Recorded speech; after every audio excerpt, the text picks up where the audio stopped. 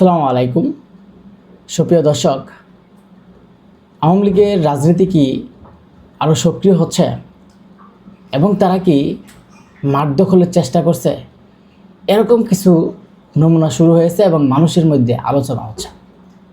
বিশেষ করে আওয়ামী লীগের জটিকা মিছিল সারা বাংলাদেশ জুড়েই শুরু হচ্ছে।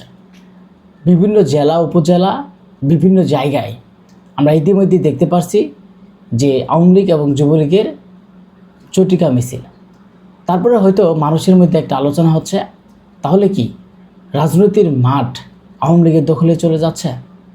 এই প্রশ্ন হতে পারে স্বাভাবিকভাবে। কেননা বর্তমানে যেই সরকারি দল এবং বিরোধী দল তারা তাদের যে কাজ সেই কাজ নিয়ে কিন্তু তারা ব্যস্ত। এখন সেই হিসাবে আওয়ামী লীগ একটা দখলের চেষ্টা করছে। আপনি দেখেন বিএনপি সরকার গঠন করার পর থেকেই তারেক রহমান দিনরাত পরিশ্রম করে যাচ্ছে এবং তিনি একটি মিনিটও বিফলে দেওয়ার চেষ্টা করেন না। সব সময় সেই একটা মিনিটও যেন গুরুত্বপূর্ণ হিসেবে তিনি দেখছেন।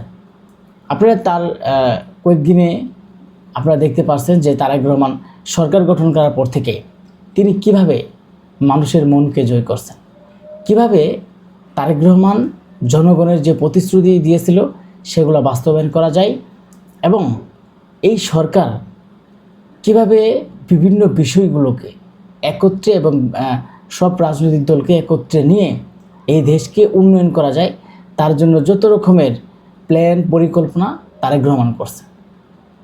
কিন্তু এই সময় বিএনপি সেইভাবে রাজনীতির মাঠে নেই। তারা তো সরকার ক্ষমতায় এবং তারা তাদের কাজ নিয়ে ব্যস্ত। তারা জনগণের যেই প্রতিশ্রুতি দিয়েছিল সেইগুলো নিয়ে কিন্তু বর্তমানে ব্যস্ত আছে।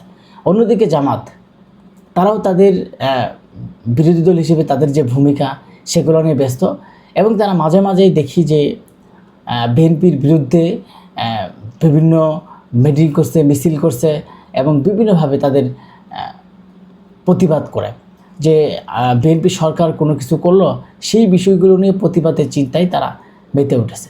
অন্যদিকে এনসিপি, তারাও এখন চুপচাপ হয়ে একজন শুধু তাদের নাসিরউদ্দিন পাটোয়ারি সারা বাংলাদেশ জুড়ে ঘুরে বেড়াচ্ছে এবং তিনি বর্তমান সরকার বিরোধীও নানা ধরনের বক্তব্য দিচ্ছে। আর এই সুযোগে আওয়ামী লীগ আস্তে আস্তে সক্রিয় হচ্ছে। আমরা দেখেছি যখন আওয়ামী লীগ ক্ষমতায় ছিল তখন বিএনপি কীভাবে আন্দোলন করেছে, কীভাবে সংগ্রাম করেছে। কারণ তারা 17টি বছর অনেক নির্যাতন সয়েছে, অনেক নিপীড়িত হয়েছে, মানে তাদের কষ্টের কথা বলার শেষ নেই। অনেক নেতাকর্মী আছে আমার পরিচিত, হয়তো তারা ধান খেতে ঘুমিয়েছে, বাড়িতে থাকতে পারে নাই, অনেক দূরে দূরে গিয়ে ঘুমিয়ে পড়েছে। মানে তাদের বাড়ি থাকা যে একটা শান্তি, সবার সাথে থাকা, সেই বিএনপি রাজনীতি করার কারণে তারা থাকতে পারে নাই। আজকে তারা হয়তো এখন একটু চুপ আছে। কী কারণে? তারা 17টি বছর লড়াই করলো, সংগ্রাম করলো। এখনও যদি আবারও তারা লড়াই শুরু করে তাহলে তাদের কী লাভ? মানে সারা বছর খালি তারা লড়াই করবে, বিষয়টা কিন্তু এমন না। এর জন্য কিন্তু এখন বর্তমানে তারা যেহেতু দল ক্ষমতায়, সেই হিসাবে তারা একটু চুপচাপ আছেন, যাতে দেশের মানুষের যে পরিকল্পনার কথা বলেছিল সেগুলো খুব দ্রুত বাস্তবায়ন করা যায়। আর অন্যদিকে আওয়ামী লীগ বিভিন্ন জায়গায় জটিকা মিছিল করতে করতে এখন তারা একটা বড় ধরনের মিছিলের দিকে যাচ্ছে। তাদের এই সাহস কেমন হলো? কিভাবে তারা হঠাৎ করেই এইভাবে সক্রিয় ভূমিকা পালন করতে শুরু করলো?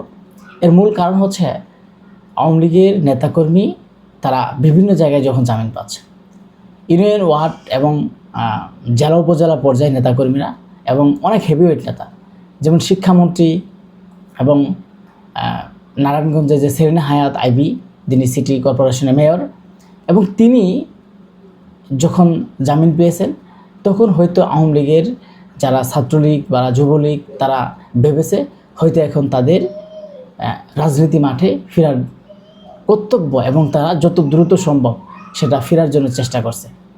এর মূল কারণ হচ্ছে যে আইবির মতো যিনি হেভিওয়েট নেতা, শিক্ষামন্ত্রীর মতো যারা হেভিওয়েট নেতা, যারা আওয়ামী লীগের সাথে ওতপ্রোতভাবে জড়িত আছিল, আর তাদের যখন জামিন হচ্ছে তাহলে তারা সেই সাহসিকতা নিয়েই কিন্তু তারা মাঠে নামছে।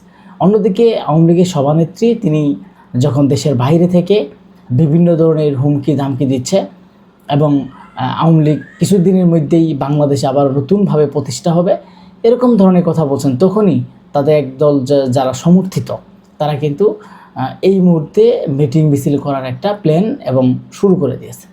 কিন্তু তারা যেইভাবে মিটিং মিছিল করছে এবং তারা যেইভাবে রাজনীতি করতে চাচ্ছে, তারা মনে করছে যে এই মুহূর্তে তাদের রাজনীতি এবং যেই কালচার সেই সিস্টেমেই তারা আস্তে আস্তে এগিয়ে সেটা রাজনীতির মাঠটা তারাই দখল করে নেবে।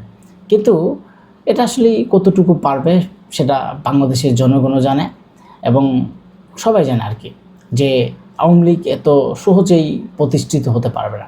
তো আওয়ামী লীগ এই সুযোগটা কাজে লাগাচ্ছে যে যেখানে বিএনপি জামাতের মধ্যেও একটা দ্বন্দ্ব চলছে এবং এনসিপি এদের মধ্যেও একটা দ্বন্দ্ব চলছে। কী দ্বন্দ্ব?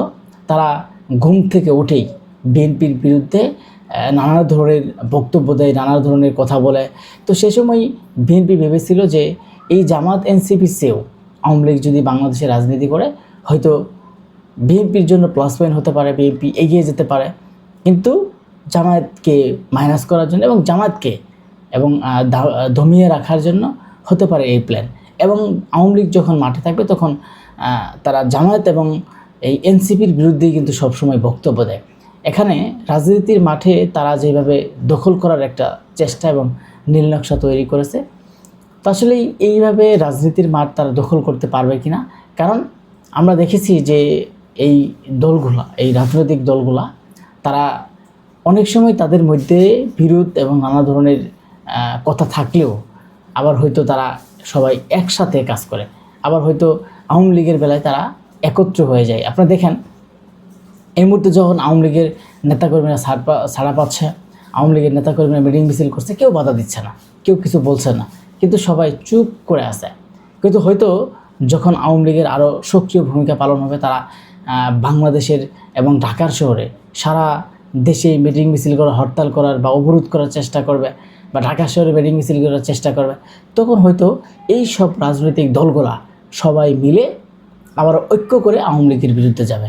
এর জন্যই আওয়ামী লীগ আসলেই মাঠে ফিরে কতটুকু আসতে পারবে, তাদের আসলে পথ চলাটা অনেক কঠিন হবে। কারণ সব রাজনৈতিক দল একত্র হয়ে তারা খুব সহজেই ফিরে আসতে পারবে না। অনেকেই এটা মন্তব্য করেন যে আওয়ামী লীগের রাজনীতি এত সহজেই বাংলাদেশে প্রতিষ্ঠা হবে না। যদিও হয়, এত সহজে হবে না, কারণ শেখ হাসিনা তো বেশি দিন বাঁচবে না, তার বয়স তো প্রায় হয়ে গেছে। তো যেই কারণে মানুষ এখন এটাই বলছে। সবাই ভালো থাকবেন।